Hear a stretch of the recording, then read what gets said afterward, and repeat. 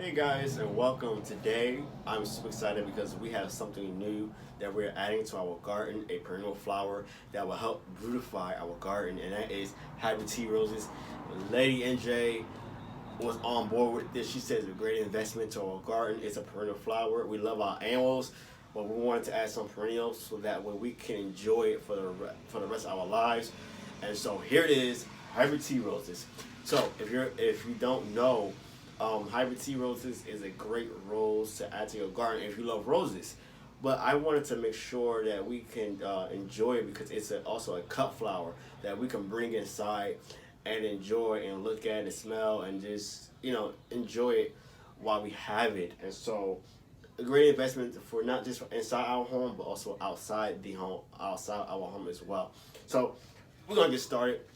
And so I already backfilled one of our containers, and we're using the Kellogg's raised bed potting soil and also the green oil that we had left over, made by the same company.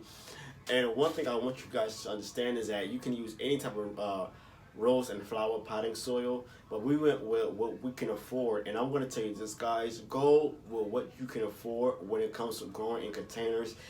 Try to stay away from Miracle Grow only because they use chemicals and different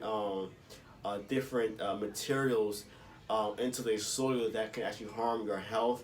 But if it's organic, try to use it as much as possible. Even if it is Miracle Grow, make sure it's organic. But we're going to use Kellogg's, and I made sure that it was okay to use. Though it's on the label, I want to take extra precaution, and so I contacted them, and they gave me the go-ahead to use it. So, as I said, I already backfilled it, and then what I did was I placed I soaked some cardboard overnight, and I placed it on the bottom of my containers. If you don't want to use cardboard, you can use fine bark or the other thing you can use is, I believe, is pumice rock. Okay, so stay away from plastic and cans. Do not do that. That is harmful and dangerous to the soil and also to your own health. Okay, so I'm gonna put my gloves on, and you want the right type of gear as well. These gloves are actually not thorn proof, but I'm going to use what we have for now and invest later on the right type of gear. And also on the bottom here, as you can see, get close, you want to add your fine bark as well, guys. So what we're going to do is come on the bottom, and I'm just going to just do this to the soil.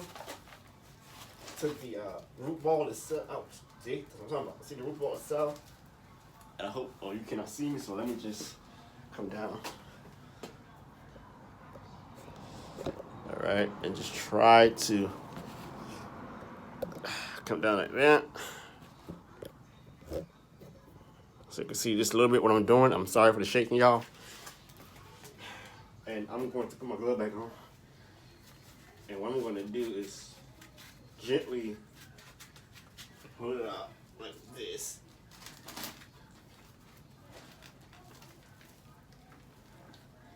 And then nothing's supposed to happen, but it's a bare root, okay, guys? And so the soil was already moist. We got this from my local nursery. So if this happens, it's okay. Don't get scared. I'm gonna show you what you can do. This helped me out in the long run, okay? And as you can see,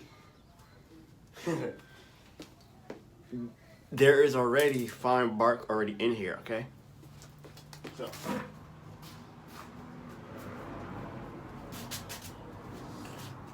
let me just show you guys what I'm talking about. So don't be afraid, what y'all just saw that happened.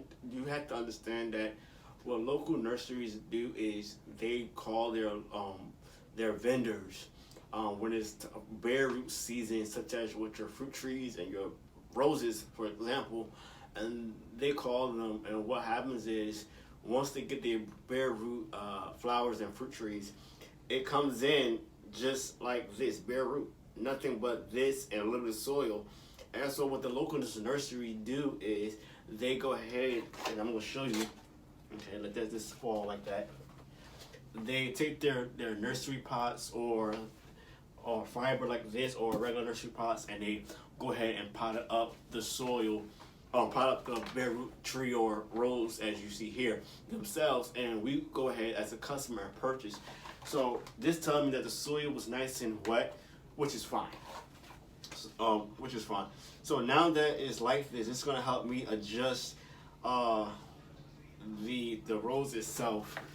And before we even do that, you want to make sure that you fertilize it with a slow release fertilizer, something that is very, very light, not heavy. But the proper time to fertilize your rose is in the early spring. Okay, the early spring is when you want to go ahead, and you can go ahead and use whatever type of fertilizer that is suggested for roses. But what we're going to use the Ivy Organics all-purpose fertilizer because it's also used for roses. All right, so we're going to add a little bit of this to it, not a lot because it's still kept dormant here. And I'm just going to add this on top, and I might have to add a little bit more because I'm backfilling this. I'm trying to make sure it's even as much as possible. So just bear with me, guys. I want to add this remaining soil over here.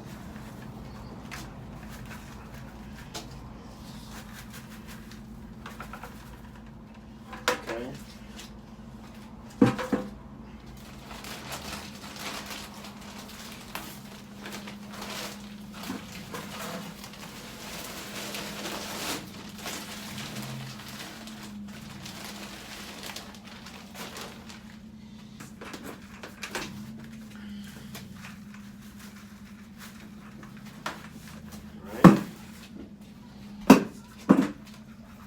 I took my gloves off, but I should have put them back on, but that's okay. So I'm gonna put them back on because I don't want to get poked.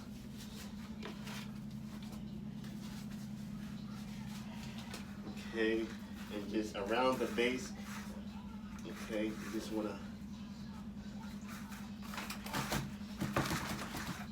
and you just shake this, okay, so that you got a nice even layer. Okay, we'll add more soil here.